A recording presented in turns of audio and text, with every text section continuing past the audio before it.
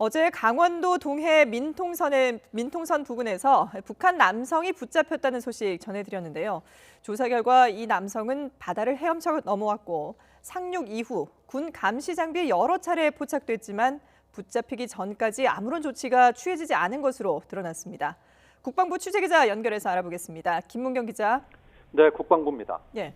자, 군 감시 장비에 이 북한 남성이 여러 번 찍혔는데도 왜 별다른 조치가 없었던 건가요? 네, 합동참모본부가 밝힌 내용인데요. 이 내용을 보면 어제 오전 7시 20분쯤에 붙잡힌 북한 남성이 월남하는 과정에서 군의 경계 작전이 그야말로 엉망이었던 것으로 드러났습니다. 합참은 이 남성의 오리발과 잠수복을 발견했다며 바다를 헤엄쳐 고성 통일전망대 부근 배수로를 통해서 넘어온 것으로 보인다고 밝혔습니다. 그런데 이 남성이 처음 포착됐다고 알려진 곳은 통일전망대에서 수 킬로미터 더 남쪽에 있는 민통선 검문소였습니다. 이때 시간이 새벽 4시 20분이었고 이후 3시간 만인 7시 20분쯤 이 남성의 신병을 검문소 부근에서 확보했는데요. 고성 통일전망도에서 민통선 검문소인 제진검문소 부근까지 도로를 따라 내려오는 동안 아무런 제지를 받지 않은 것으로 보입니다. 이 도로는 민간인의 도보 이동이 금지된 구역입니다.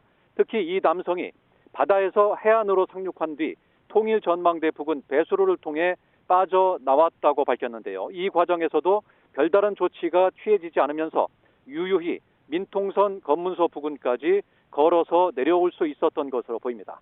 군 당국은 이와 관련해서 북한 남성이 여러 차례 군 감시 장비에 포착됐지만 아무런 조치가 취해지지 않았다고 밝혔습니다.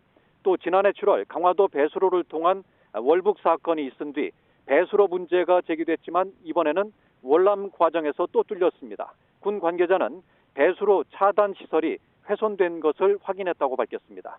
군은 이에 따라 이번 상황을 엄중하게 인식하고 있다며 조사 결과에 따라 엄중하게 조치하겠다고 강조했습니다. 현재 조사를 받고 있는 북한 남성은 귀순 의사를 표명한 것으로 알려졌으며 군 당국은 수영 장비를 착용하고 추운 날씨에 바다를 헤엄쳐 넘어온 점을 감안해 군인 여부도 확인하고 있는 것으로 알려졌습니다. 지금까지 국방부에서 YTN 김문경입니다.